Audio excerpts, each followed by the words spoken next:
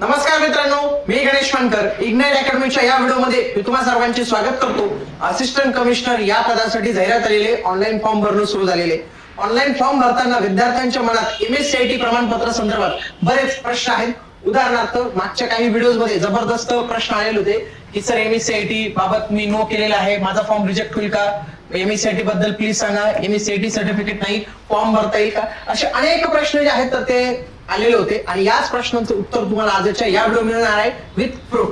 याच्यामध्ये आपण पाहणार आहोत की फॉर्म भरतानाच तुम्हाला हे सर्टिफिकेट लागणार आहे का. समजा एखाद्याकडे नसेल तर त्याला फॉर्म नाही भरता येणार, त्याला संधी मिळणार नाही का.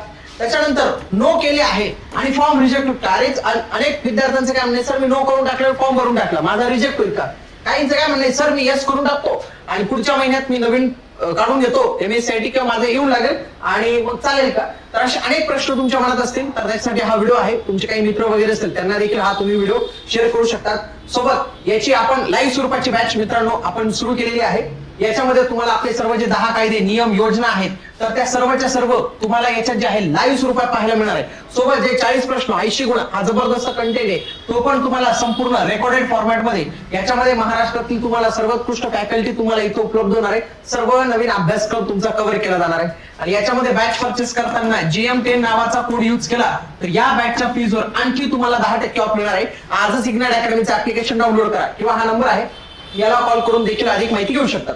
चला तर मग आपण पाहूया. बघा, जाहिरातीमध्ये जर मी उल्लेख पाहिला, जाहिरातीमध्ये मला 8 नंबरचा जो पॉइंट मिळतो त्याच्यामध्ये काय सांगितलेले बघा, उमेदवारांनी शाळा सोडण्याचा दाखला, जन्म दाखला, अधिवास प्रमाणपत्र, अर्हतेमध्ये नमूद केलेले शैक्षणिक अर्हतेबाबतची गुणपत्रके, प्रमाणपत्र, मराठी इंग्रजी भाषेचे टंकलेखन प्रमाणपत्र व संगणक ज्ञानाचे MSCIT प्रमाणपत्र. लक्षात घ्या इथं कशाचा उल्लेख केलेला मित्रांनो, MSCITचं काय त्यांनी काय सांगितले की हे सादर करणे जे आहे तर ते सादर त्यांना करावं लागणार आहे.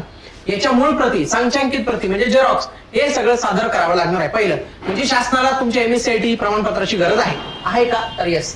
पुन्हा जाहिरातीमध्ये 15.15 नंबरचा हा पॉइंट आहे. काय म्हटलेले बघा, उपरोक्त पदाकरता अर्ज करणाऱ्या उमेदवारांनी MSCIT उत्तीर्ण प्रमाणपत्र सादर करणे अनिवार्य आहे. म्हणजे काय, MSCIT प्रमाणपत्र लागणार आहे असं त्यांनी म्हटलेलं, ठीक आहे. किंवा समकक्ष प्रमाणपत्र सादर करणं काय रे अनिवार्य आहे. म्हणजे त्याला जे काही इक्विव्हॅलंट असतील तर ते देखील केले चालणार आहे. चला ठीक आहे. आता फॉर्म भरताना लागते का, तर याचं उत्तर आहे नो मित्रांनो. फॉर्म भरताना लागत नाही, नो. याचं उत्तर आहे नो. जर आपण नो जरी करून पावलं तरी आपला फॉर्म सबमिट होऊन जातो, काही प्रॉब्लेम येत नाही. बघा इथं प्रश्न विचारलेला असतो, do you have a MSCIT और इक्विव्हॅलंट सर्टिफिकेट. तुमच्याकडे MSCIT किंवा समकक्ष प्रमाणपत्र आहे का, तर यस किंवा नो आहे. लक्षात घ्या, तुम्ही नो करू शकता आणि नो केला तर तुम्हाला येत नाही. पण ज्यांनी यस केलेलं आहे ना, इथं हा रेड डॉट येतो. रेड डॉट म्हणजे काय, तुम्हाला इथं कंपल्सरी प्रमाणपत्र अपलोड करावं लागणार आहे. आणि ज्यांच्याकडे नो असेल ना तर हे येतच नाही किंवा हे आलं जरी तर हे रेड मध्ये येत नाही. तर एक महत्वाचा गोष्ट आहे ते. आता शासनाचा GR काय सांगतो याच्यावर. आता समजा एखाद्याकडे नसेल, नो आहे समजा, आपण नो समजूया.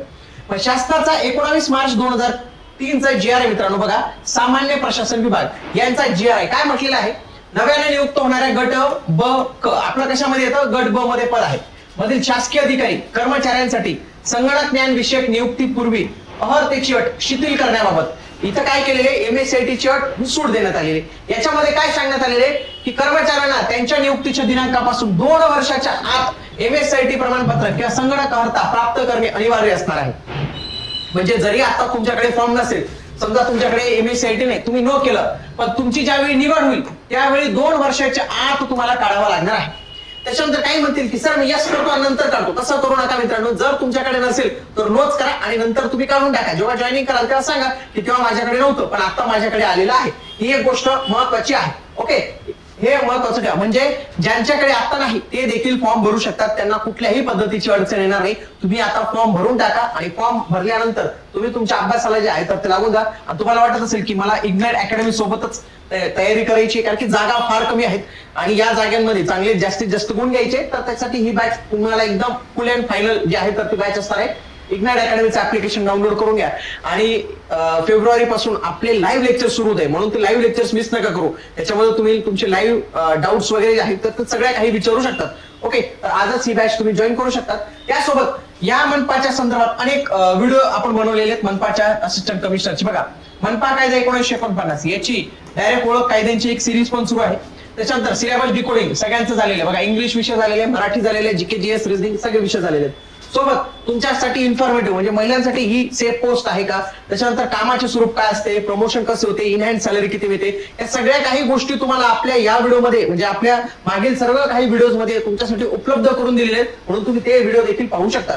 तुमच्या काही आणखी काही समस्या असतील तर कमेंट बॉक्समध्ये आम्हाला नक्की कळवा. भेटूया आता आपण पुढील व्हिडिओमध्ये. तोपर्यंत जय हिंद, जय महाराष्ट्र, धन्यवाद.